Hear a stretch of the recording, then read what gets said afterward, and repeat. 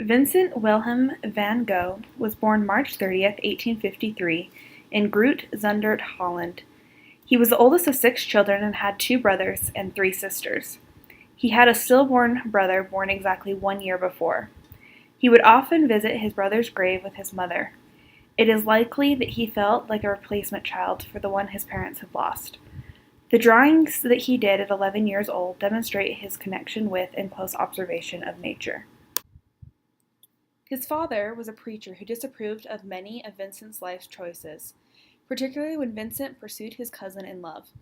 Vincent deeply loved his mother, but she was likely depressed from the loss of her first child. There are indications that both his parents were not emotionally nurturing, and that his brother Theo would have acted as a replacement parent for Vincent emotionally. That being said, in general, Vincent still felt a great love for his family. He wrote to his brother Theo. How little we see of each other, and how little we see of our parents, yet so strong is the family feeling and our love for each other. Vincent was very close to Theo. Much of what we know about him is through his many letters written to his brother. They will always, either in or outside the family, judge me or talk about me from different points of view, and you will always hear the most different opinions as out me. And I blame no one for it, because relatively few people know why an artist acts this way or that. He was homeschooled for much of his early life, but from ages 12 to 15, he attended a boarding school. By the age of 15, he knew Dutch, English, French, and German. When he was 16, he started working as a law clerk at the firm Gogh and Sons in London, where his uncle was part owner. He then worked for his uncle's art dealing business for the next 3 years, traveling to The Hague, Paris, and London. He later pursued a career as a traveling missionary. He said, No day passes without praying to God and without speaking about God. I shall preach the gospel. To do that well, one must have the gospel in one's heart. He had a close connection with God and a deep desire to know Him and bring others to Him. He also wanted to make his parents proud. He wanted to share his love and Christ's love with others, especially the poor. He often identified with the very poor, perhaps because he himself felt unloved.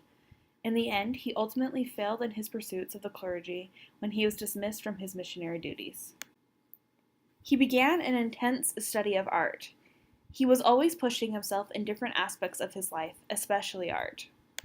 If we do not apply ourselves and just go on without learning anything new, then we do not even stay where we are, but slide back. Art was therapy for him. It was a way for him to make sense of his internal chaos. Especially near the beginning of his career, he often painted and drew the poor in an effort to create empathy for their condition. Although he had assistance from other artists, he was largely self-taught. He fell in love twice during his early life. His first love was with his landlady's daughter, but after he found out she was engaged, he continued to pursue and stalk her. He eventually fell into depression after realizing his loss. He then fell in love with his cousin, who also denied him. He continued to pursue her until he was repeatedly turned away by her, her parents, and his own parents. He once again became depressed over the emotional loss of love. He felt very deeply, and as a result felt lost deeply as well. For love is something positive, so strong, so real, that it is impossible for one who loves to take back that feeling as it is to take his own life. I am very glad that I love. My life and my love are one. Vincent was a lonely soul. He lived most of his life alone and misunderstood. He was bursting with passion and tried to convey it through his art. He felt and understood things deeply, and it helped him become a skilled writer and painter. Theo was one of his few friends and the only individual that remained loyal to him throughout his life. He had a pure and true love for his brother. Vincent wrote to Theo every night for several years, sharing the details of his life and effectively writing his life story. Theo also often sent his brother money due to Vincent's poor financial situation. Vincent lived with Theo in Paris for a time. They did not always get along, but Theo's patience helped Vincent immensely. Eventually, Theo married and had a son who he also named Vincent Wilhelm.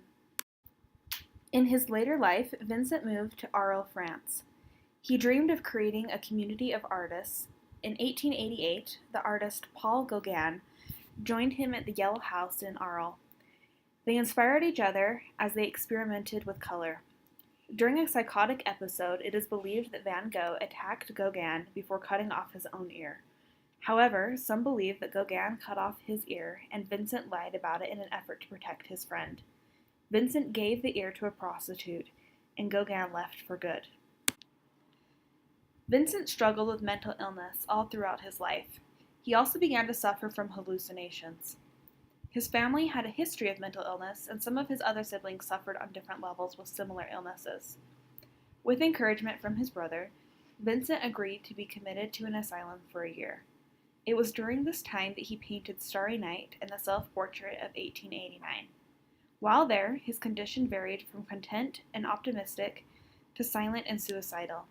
He left the asylum in 1890.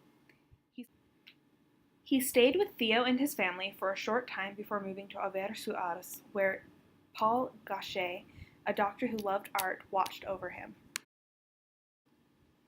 On July 27th, Vincent van Gogh shot himself in the stomach in a field. He then returned to his home where he died 36 hours later. Theo was alerted of his brother's critical condition and he rushed to be with his brother during his final moments. Vincent died on July 29, 1890, in Auvers-sur-Oise, France.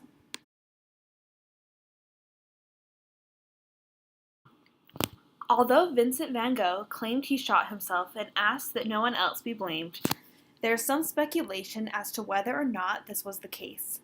Reportedly, he sent a letter 6 weeks prior to his death, claiming he felt perfectly calm and in a normal state.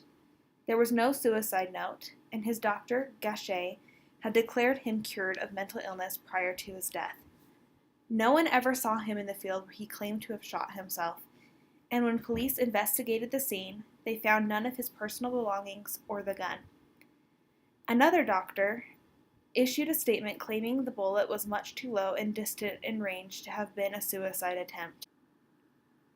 There were certainly many factors that could have driven him to suicide, such as being hated by most of his neighbors, living in loneliness, and battling mental illness. He also had a difficult childhood as he was born after his parents had a stillborn baby named Vincent, and he felt that he could never replace what they had lost. While some believe he was murdered rather than suicidal, it remains somewhat unclear what his cause of death was. Shortly after his dear brother died, Theo had a mental breakdown and died 6 months after Vincent. He died on January 25, 1891, and was buried next to Vincent. After Vincent's and Theo's deaths, Theo's wife, Johanna, spent years translating and compiling the letters between the brothers. Vincent's life is thoroughly documented, mostly due to his continual correspondence with Theo. She fought to find a place for Vincent's works. Most of Van Gogh's works were preserved because of her. Vincent's life and works were filled with passion and vulnerability. C.S. McConnell said, Van Gogh's singular artistic triumph was his ability to communicate both his visual experience of nature and his insight into humankind's social and spiritual condition. Van Gogh, whose personal relationships were often catastrophic, saw his art as an act of love for humanity.